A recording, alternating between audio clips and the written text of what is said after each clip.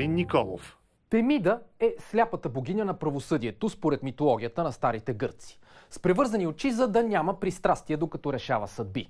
Слепотата в правосъдието обаче понякога може да доведе до абсурди. Вижте как две съдебни решения обявиха едно и също действие за законно и незаконно едновременно. И как това засегна над 30 000 българи.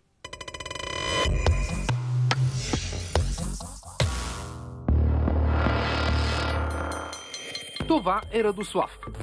Един недоволен от вдигането на цената на такса смет в Свищов. А това е Георги. Друг недоволен от вдигането на таксата за битови отпадъци в града.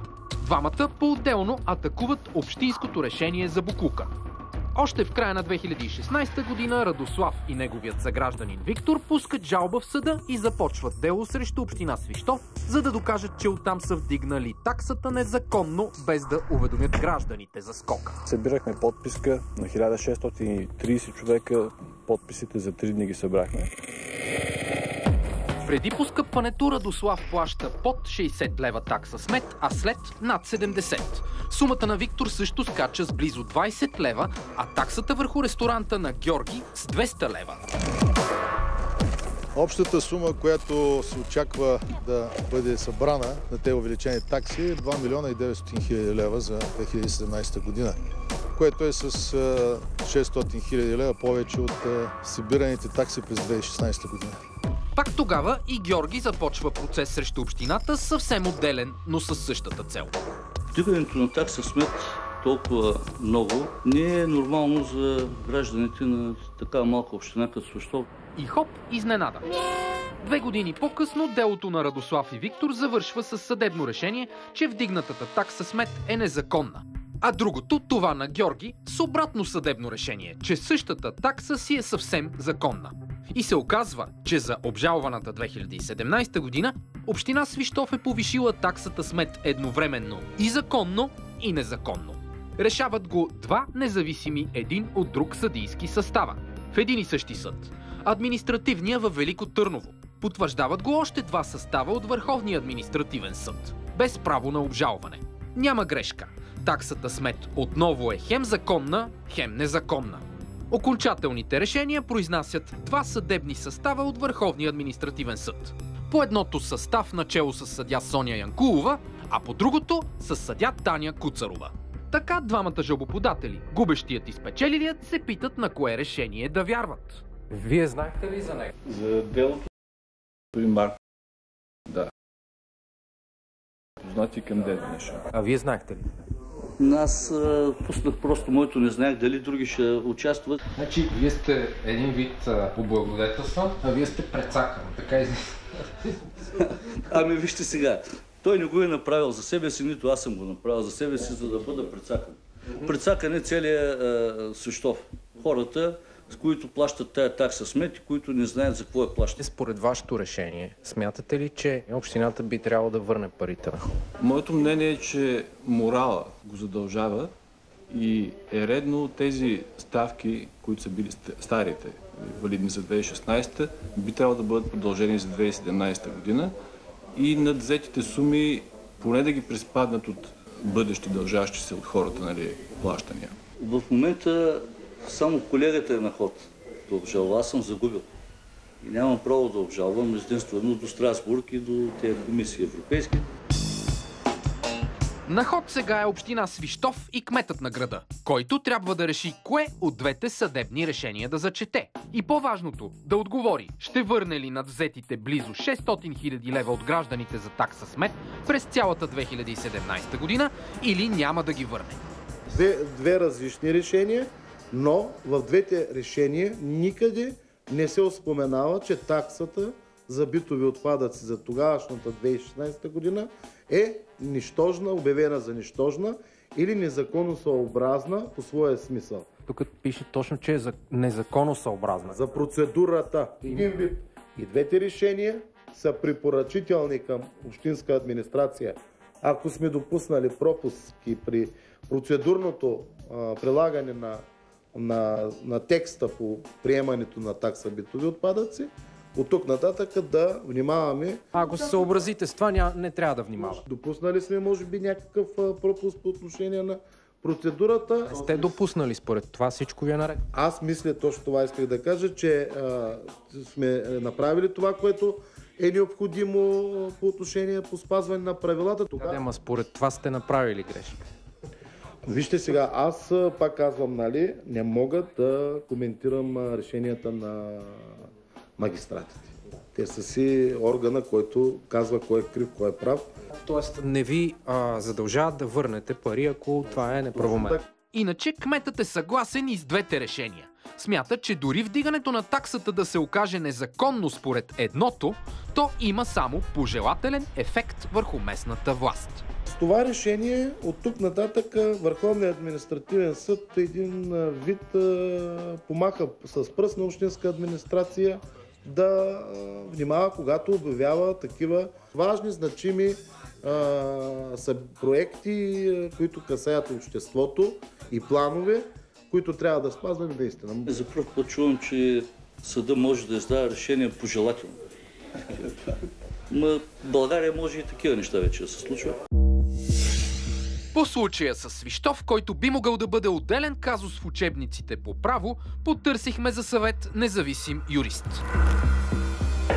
Професорът по административно право Дончо Хрусанов, бивш декан на юридическия факултет на Софийския университет. Може ли един акт да е едновременно законосъобразен и незаконосъобразен според съдебните решения? Естествено, няма как. Или е спазен закона, или е нарушен закона. Редно ли е съдът при наличието на две жалби с един и същ предмет да ги съедини в едно дело? Да, по принцип, точно това е идеята на административния процесуален кодекс. Там е предвидено, че когато срещу един такъв административен акт има жалба, съдът трябва да образува дело, да насрочи дата за делото и да посочи в Държавен вестник и на интернет страницата на Върховния административен съд.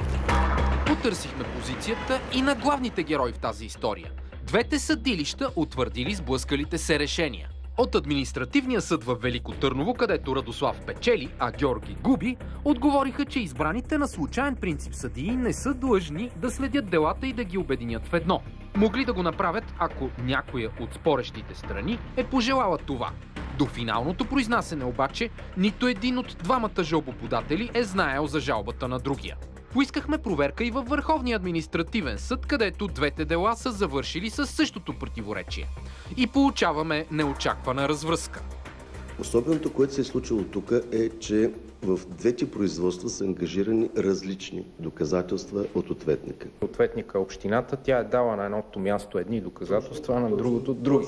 Оттам се е получил този проблем, че са различни доказателства, които са представени по двете дела. Те са ги укрили реално по този начин. Това си тяхно решение, дали са ги укрили или не. И сега, какво следва? Законът изрично е разписал, че ако един общ административен акт се обяви за незаконосъобразен и нищожен, това решение действа по отношение на всички. Тоест решението, че такса битови отпадъци е незаконосъобразна, се прилага за всички. Се прилага за всички. Да. Тоест тя остава незаконосъобразна. За всички граждани, които дължат такава такса в община Свищов. Щом тя е незаконосъобразна, надвзетите суми трябва ли да бъдат върнати? За това аз не мога да ви отговоря, понеже това е вид адвокатстване. Кметът каза, това едва ли не е пожелателно решение. Може ли да бъде пожелателно едно съдебно решение? Решение не може да бъде пожелателно. Въпреки позицията на председателя на Върховния административен съд, кметът на Свищов Генчо Генчев остава на своята. Съдът не е написал изрично, че парите на хората трябва да бъдат върнати. Никъде не е упоменато, че община Свищов трябва да възстанови сумите на своите съграждани за надвзетите суми върху такса смет за 2017 година.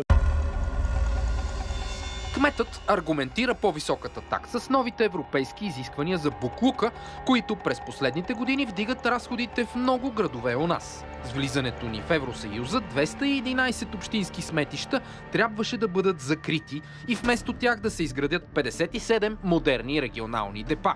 Оскъпяването идва от превоза на боклука към новите депа.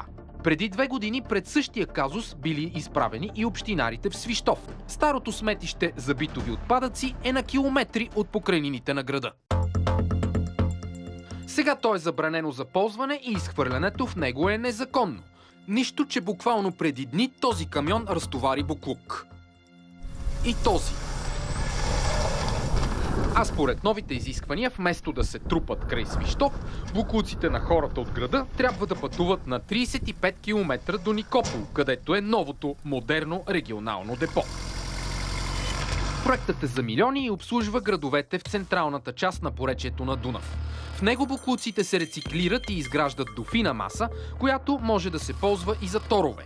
И от чисто съдебния казус проблемът с буклука на Свищов влиза в политическата сфера.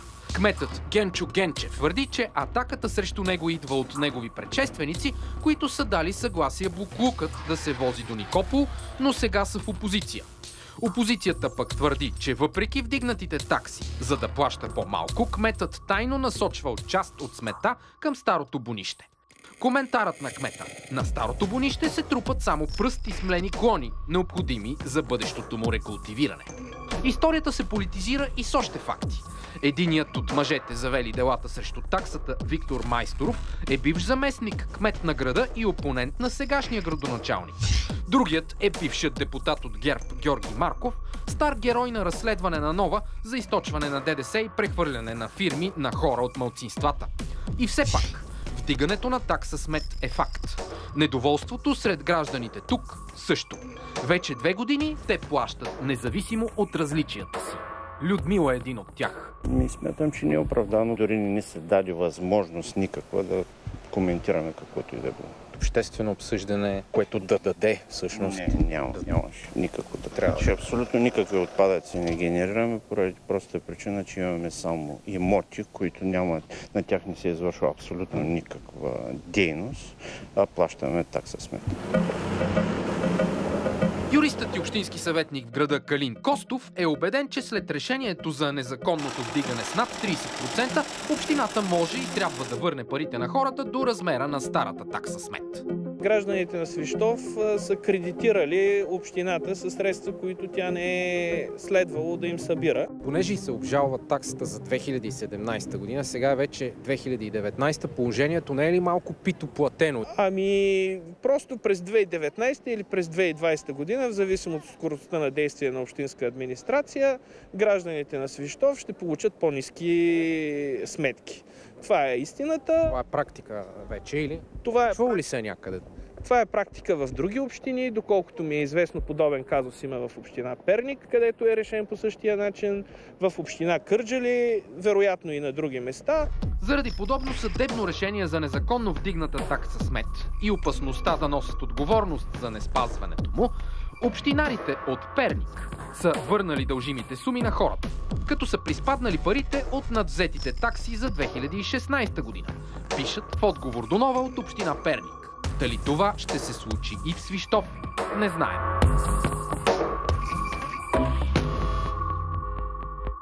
Историята с сблъсъка на решения не е единствена по рода си в света на родните съдилища. И не само там, а изобщо в живота ни. Подобни куриози и комедии от грешки ни карат да се чудим къде е справедливостта. Отделено време, нерви, разноски за дела и накрая пак стартова позиция с повече въпроси вместо отговори. Дали битката, разказана в историята ни за такса смет, ще има смисъл или ще потъне в забрава без последствия? Предстои да разберем.